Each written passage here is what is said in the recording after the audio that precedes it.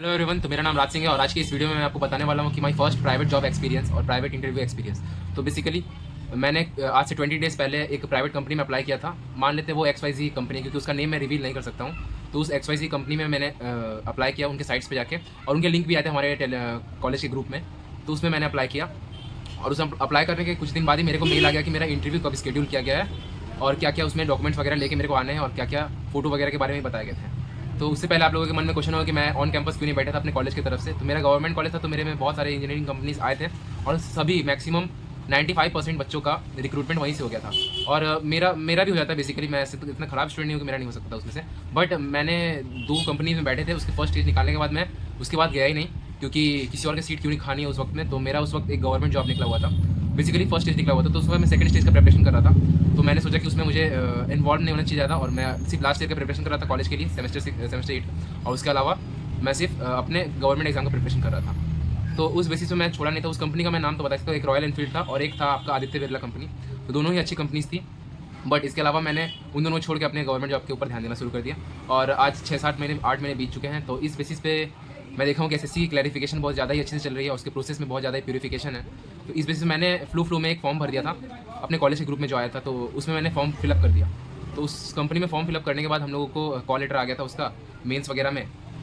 और वो शायद 5-6 दिन पहले की बात हो सकती है। तो मैंने जॉब इंटरव्यू में गया मैं, और उस जॉब इंटरव्यू में जाने के बाद में मेरे साथ, मैं अकेले नहीं था, मैकेनिकल डिपार्टमेंट का बोल सकते तो 50 बच्चे थे, 50 स्टूडेंट्स था वहाँ पे। तो वो बांग्लादेश एम्बेसी है वेस्ट बंगाल में ही, तो उसी के बिल्डिंग में था। बेसिकली हम लोग का इंटरव्यू कंडक्ट कराया जा रहा था। तो एक बड़ा सा हॉल था, उसके आसपास का ही वेन्यू मैं आपको बता के रखा हूँ। तो उस हॉल में हम लोग 50 स्टूडेंट्स को कलेक्ट कर लिया गया, साढ़े 11 बजे के लगभग में, 11:30। और जैसे कि उस रिक्रूटमेंट के नोटिफिकेशन में लिखा हुआ था कि हम लोग का एग्जाम कंडक्ट कराया जाएगा वहाँ के मैम्स द्वारा।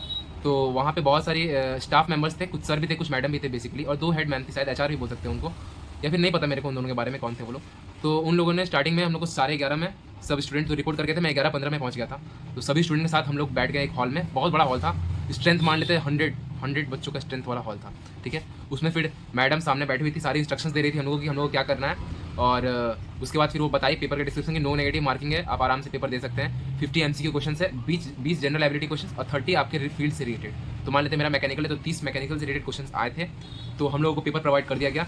हम लोग के बीच में एक चेयर का गैप था, और इन्विजिलेटर्स की तरह मैडम लोग अवेलेबल थे कि कोई किसी का देखे ना।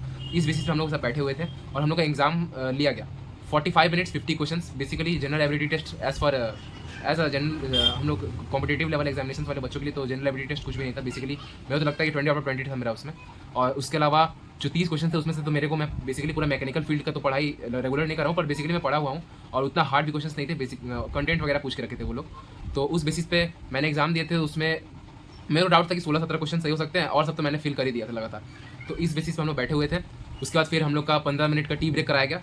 सभी स्टूडेंट्स को टी प्रोवाइड की गई थी अच्छी तरह से, और उसी बेसिस में हम लोग आसपास में जितने भी नए लड़कों से कांटेक्ट कर रहे थे, कोई जॉब ज्वाइनिंग करके चुके थे, और कोई मेरे को अपने कॉलेज के सीनियर भैया लोग मिले थे जो कि मेरे से सीनियर थे, बट वो लोग इस साल भी अप्लाई किए थे। कोई 2023 के भी थे उसमें, 2024 के भी थे, और 25 के तो थे ही बहुत सारे, और अलग कॉलेज के भी थे बहुत लोग। उन सबसे इंटरेक्ट करने के बाद लगभग हाफ एन आवर्स के बाद हम लोग को रिजल्ट बताया गया।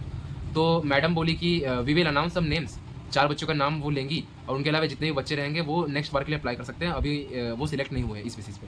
तो मेरे को लगा भाई 4 बच्चे की सिलेक्शन होगी सिर्फ। तो मैं तो सोचा कि अब भाई रहने देता हूँ, 4 बच्चों में तो सिलेक्शन, मैं तो उस फील्ड में था भी नहीं कि लगातार मैं प्रिपरेशन कर रहा हूँ एज अ इंजीनियरिंग फील्ड में। तो मेरे को लगा कि भाई मेरा नहीं होगा, अब मेरे को भाई वापस चलना चाहिए, मैंने ऐसे सोच लिया था। तो फिर क्या हुआ कि अब एग्ज़ाम मैंने दे दिया। तो एग्ज़ाम का रिजल्ट अनाउंस करना स्टार्ट किया। तो कोई 2 लड़के के बाद में थर्ड में बोल रहे हैं राज सिंह। तो मेरे को लगा भाई मेरा नाम, तो मेरा दोस्त लोग था, को फ्रेंड, तो बोले हाँ भाई तेरा ही नाम बुला रहे हैं। तो मेरे को लगा भाई अच्छा बात है, मैं खुश हो गया था उस वक्त तक। तो मैं चला गया उस तरफ, ठीक है। तो 4th नंबर में हम लोग के कॉलेज के भी एक भैया थे सीनियर, उनका भी नाम बोला गया, तो वो भी। तो हम लोग को मैम लोग और सब स्टूडेंट लोग चले गए, बहुत लोग दुखी भी थे और बहुत लोग खुश भी थे, पता नहीं क्या यार। तो वो हम लोग 4 स्टूडेंट मिल गए एक साथ। तो हम लोगों को मैम बोली कि हम लोग का इंटरव्यू कंडक्ट होगा HR से 2 बजे से। तो 2 बजे तक हम लोग छुट्टी पे थे, और 2 बजे तक मैम बोली आप लोग ग्राउंड फ्लोर पे चले जाइए, वहाँ पे कैंटीन है, कैंटीन में आप जो खा सकते हैं खा लीजिए। वहाँ पे हम लोग के लिए मतलब कि स्टाफ मेंबर्स के लिए लॉन्च सर्विसेज टाइप का था, तो उसमें हम लोग भी खा सकते थे। तो हम लोग के लिए फ्री कर दिया गया था वो। तो हम लोगों ने जो जिसको पसंद आया था वो लोग खाया, कोई नॉनवेज खाया, कोई वेज खाया, जो भी खाया। सबको अपने घर में ही बता रहे थे। तो मैंने भी फ़ोन करके एक बार बता दिया कि हाँ मेरा फर्स्ट स्टेज का इंटरव्यू जो है वो क्लियर हो गया है। अब आया सेकंड स्टेज का बारी, तो 2 बज गए इंटरव्यू के लिए। तो 2 बजे हम लोग सभी इकट्ठा हो गए, और 2 बजे इकट्ठा होने के बाद में हम लोग चारों चले गए शार्पली 2 बजे ऊपर। गेट में एंट्री कराया सिक्योरिटी गार्ड वाले ने। तो एंट्री कराने के बाद हम लोग अंदर गए। अंदर में हम लोग को क्या बोला, एक फ्लोर टाइप था जिसमें बहुत सारे स्टाफ मेंबर वर्क भी कर रहे थे। उसके बाहर में HR लिखा हुआ था, उसमें 3-4 पैनल के सर बैठे हुए थे और हम लोग सिर्फ ब्लरी विजन से देख पा रहे थे कि 4 ही बैठे हुए थे, अंदर से शीशा था इसीलिए हम लोग सब बैठे हुए थे अंदर में।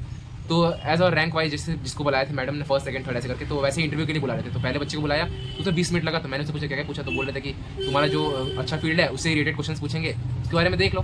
तो मैंने बोला कि हाँ मुझे देख लेना चाहिए। तो उसकी बेसिस में मैंने सोचा कि देखूंगा, ठीक है। तो हम लोग 4 बच्चे में से 2 को ही सिलेक्शन मिलने वाली, 2 को नहीं मिलने वाली थी। अब देखना कि क्या। तो जब तक वो सेकंड बच्चे का इंटरव्यू ले रहे थे, तो मेरा भाई मेरे कॉलेज में स्टार्टिंग से ही मेरे को बॉयलर्स के ऊपर वर्क करना, बातें करना या फिर लेथ मशीन, ये सब के ऊपर मैं अच्छे से मैं पढ़ा हुआ था। कॉलेज में नहीं बताया था, पर यूट्यूब से मैंने अच्छे से सीख रखा था। तो मैंने क्या किया कि उसको ही मैंने प्रिपेयर कर लिया अच्छे से वापस से। और मेरा last year project super critical boilers ही था इंडिया में बने हुए, और उसे थर्मल पावर प्लांट में कैसे हेल्प मिलती है वही था। इस बेसिस पे मैंने प्रिपेयर कर लिया अपना पूरा इंटरव्यू उसके बारे में। सॉरी भाई। तो इस बेसिस पे फिर वापस हम लोग को इंटरव्यू के लिए जब मेरा टर्न आया, तो मेरे को बुलाया, मैं फॉर्मली एंटर किया। तो मेरे को भाई SSB इंटरव्यू का एक्सपीरियंस है, तो मैंने उसी प्रकार सोचा कि यहाँ पे भी इंप्लीमेंट करता हूँ कुछ। और इंटरव्यू में आप अगर जा रहे हैं HR के पास, तो आपको थोड़ा सा कॉन्फिडेंस तो शो करना ही पड़ेगा। अगर आप कॉन्फिडेंस शो नहीं करेंगे तो कोई फायदा ही नहीं होगा इंटरव्यू का। तो मैं बैठ गया इंटरव्यू के लिए, ठीक है। तो अब जब इंटरव्यू के लिए मैं बैठ गया सर से पूछ के, तो सर बोले कि टेल मी अबाउट योरसेल्फ। तो मैं अपने बारे में पूरा कुछ बता दिया, और अपने बारे में कुछ बताने के बाद में फिर हमारा फिर एक सर थे, वो टेक्निकल क्वेश्चन पूछना स्टार्ट किए हमारे फील्ड से, कॉलेज वगैरह से, कि मैं क्या सीखा, क्या प्रोजेक्ट्स में वर्क किया हूँ, ये वो। फिर एक सर थे एक्स्ट्रा करिकुलर एक्टिविटीज़ के बारे में पता किए, तो मेरे को बता दिया मैं स्विमिंग आता है, क्रिकेट खेलना पसंद है, इवेंट मैनेजमेंट ये सब मैं करके रखा हूँ, तो वो सब मैंने बता दिया सर को। फिर उसके बाद फिर और भी बहुत कुछ सर लोगों ने पूछा। फिर बॉलर्स के बारे में, जैसे कि मैंने बताया कि मेरे फेवरेट सब्जेक्ट में बॉलर है, तो उस बेसिस में मैंने भी बहुत कुछ बता दिया। तो मेरे को लगा कि मेरा इंटरव्यू तो भाई बहुत बेस्ट गया, क्योंकि मैं बहुत सारा कॉन्फिडेंस आंसर दिया था, और मैं जाके आराम से बाहर बैठ गया। 4th स्टूडेंट का भी इंटरव्यू हो गया। तो सर लोग बोले कि मैम आके बोली, HR मैडम की कोई थी, वो मेरे को नहीं पता। तो वो मैम आके बोली कि आप लोग एक काम करिए, आप लोग अभी तो डिसीजन में फाइनल नहीं बता सकते, आप लोग घर चले जाइए, आप लोगों को मेल चला जाएगा, ठीक है। तो हम लोग सबको चारों चले गए, चारों अलग अलग जगह से थे, तो एक साथ जा नहीं पाए। तो मैं बाहर निकलते ही ऊबर शटल से निकल गया अपने घर की तरफ में। तो अभी हम लोग जस्ट मान लेते कि 1-2 किलोमीटर क्रॉस ही किए होंगे, तब तक मेरे को मेल आ गया कि आप सिलेक्ट हो चुके हैं प्रोविजनली।